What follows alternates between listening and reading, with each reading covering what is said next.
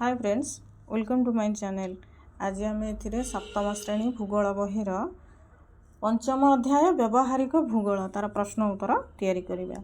एक नंबर देला व्यवहारिक भूगोल कहिले कौन बुझाए। लिखिबो भूगोलकर ज्ञान को मनीषर दैनंदिन कार्यकलाप प्रयोग करिवार पद्धति को व्यवहारिक भूगोल कहा जाए। भूगोल एक क्षेत्र विज्ञान होइथिबारु एथिरे विभिन्न स्थान बा अंचल सम्बन्धरे प्रत्यक्ष निरीक्षण बा अध्ययनर आवश्यकता थाए। भौगोलिक तथ्य संग्रह पाई विभिन्न वैज्ञानिक जंत्रपाति बा परिमापक जंत्र व्यवहार करा जाए। एही जंत्र द्वारा पाणीपाग और जलवायु को प्रभावित करुथिबा उत्पादन गुड़िकर मात्रा बा परिमाण संपर्क रे जानी हुए। ख नंबर केउं जंत्र साहाय्य वायु तापमात्रार निरविच्छिन्न रेकर्ड संभव। ख नंबर देला केउं जंत्र साहाय्य वायु तापमात्रार निरविच्छिन्न रेकर्ड संभव। थर्मोग्राफ जंत्र साहाय्य वायु तापमात्रार निरविच्छिन्न रेकर्ड संभव। थर्मोग्राफ। ग नंबर केउं तापमान जंत्र बहुल व्यवहार करा जाए ओ काहींकी। लिखिबो एनीरॉयड तापमान जंत्रर बहुल व्यवहार करा जाए कारण यह आकार रे छोट ओ नेबा आनिबा पाई सहज। घ नंबर आपेक्षिक आर्द्रता कौन। लिखिबो वायु कौनसी निर्दिष्ट परिमाणर जलीय बाष्प धरी रखिपारे, तेबे वायु रे प्रकृत पक्षे जलीय बाष्प कम बेसी थाई पारे। एक निर्दिष्ट तापमात्रा रे वायु रे थिबा जलीय बाष्पर परिमाण तथा सेही तापमात्रा रे वायुर जलीय बाष्प ता धारण क्षमतार अनुपात को शतांश रे प्रकाश करिबा को वायुर आपेक्षिक आर्द्रता कुहा जाए। व नंबर देला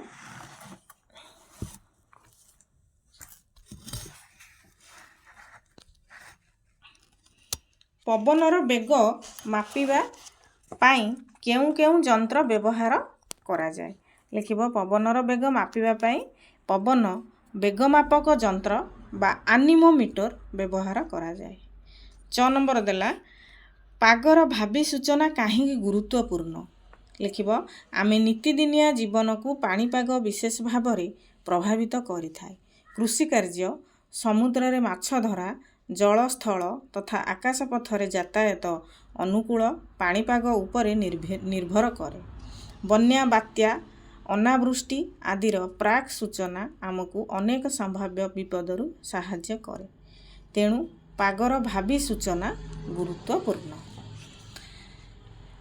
स्वल्पकालीन भावी सूचनार आवश्यकता कौन।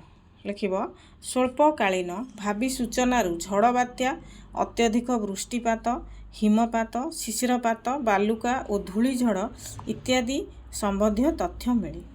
एही 3 दिन बा 72 घंटा पाई प्रतिदिन 2 थर लेखाएं दिया जाई थाए। जनमरला दीर्घकालीन भावी सूचना किपरि सूचित होई थाए। विभिन्न वैज्ञानिक पद्धति तथा गाणितिक सूत्र व्यवहार करी दीर्घकालीन भावी सूचना दिया जाए। एपरिकी आम राज्य रे प्रचलित पंजिकारे ग्रह, नक्षत्र आदिर अवस्थिति तथा संबंध को विचार को नहीं दीर्घकालीन पागर भावी सूचना दिया जाई थाए।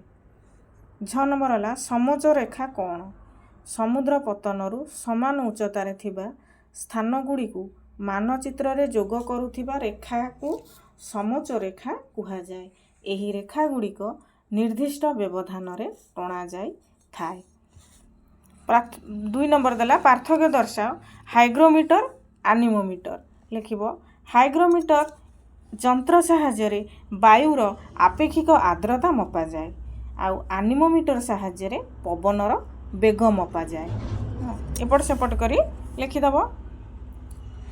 तापरे हाइग्रोमीटर जो एहार शतकड़ा हिसाब करा जाए हाइग्रोमीटर रे। आउ पवनर बेग घंटा प्रति किलोमीटर एकक रे प्रकाश करा जाए। ख नंबर दैनिक भावी सूचना और स्वल्पकालीन भावी सूचना। लिखिबो दैनिक भावी सूचना रे ଅତି କମ୍ ସମୟରେ ଘଟିବାକୁ ଯାଉଥିବା ପାଗର ସୂଚନା ମିଳେ। ଆଉ ସ୍ୱଳ୍ପକାଳୀନରେ ଝଡ଼ ବାତ୍ୟା, ଅତ୍ୟଧିକ ବୃଷ୍ଟିପାତ, ହିମପାତ, ଶିଶିରପାତ, ଧୂଳିଝଡ଼ ଇତ୍ୟାଦି ସମ୍ବନ୍ଧୀୟ ତଥ୍ୟର ସୂଚନା ଦିଆଯାଇଥାଏ।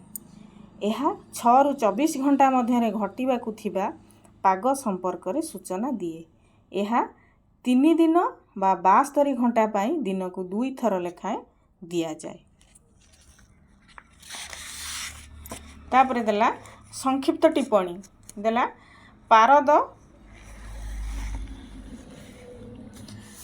ପାରଦ ତାପମାନ ଯନ୍ତ୍ର।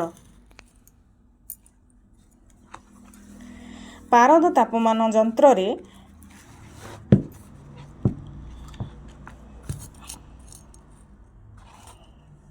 ବାୟୁର ତାପମାତ୍ରା ନିର୍ଣ୍ଣୟ କରାଯାଏ।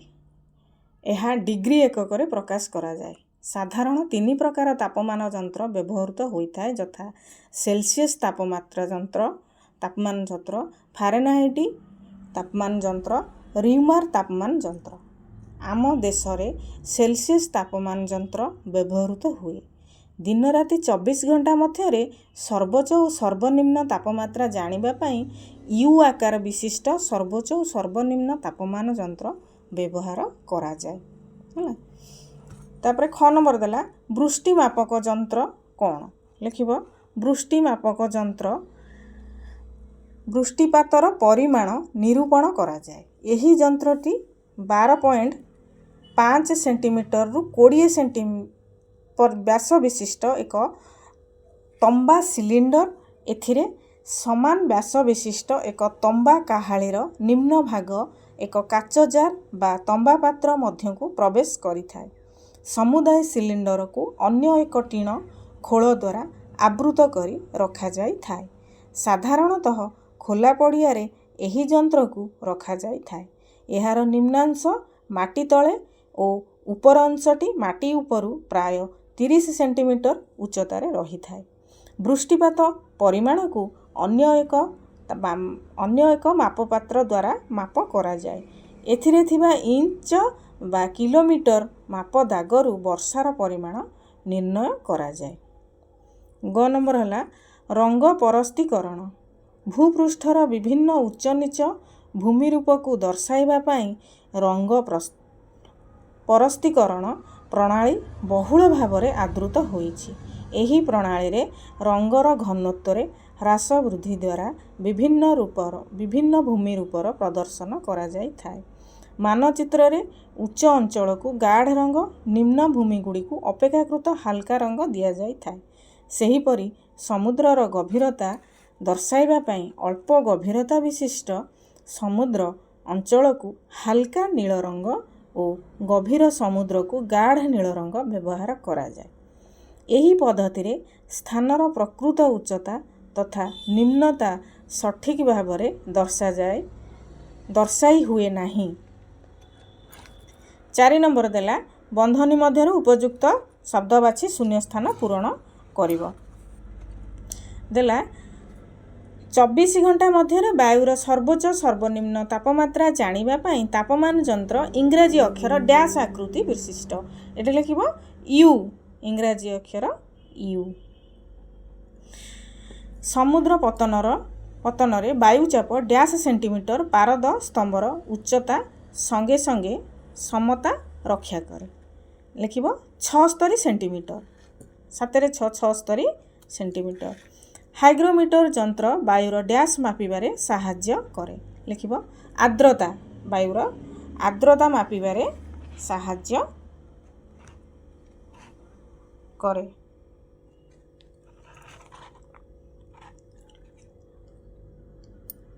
ଏବେ ସରିଲା।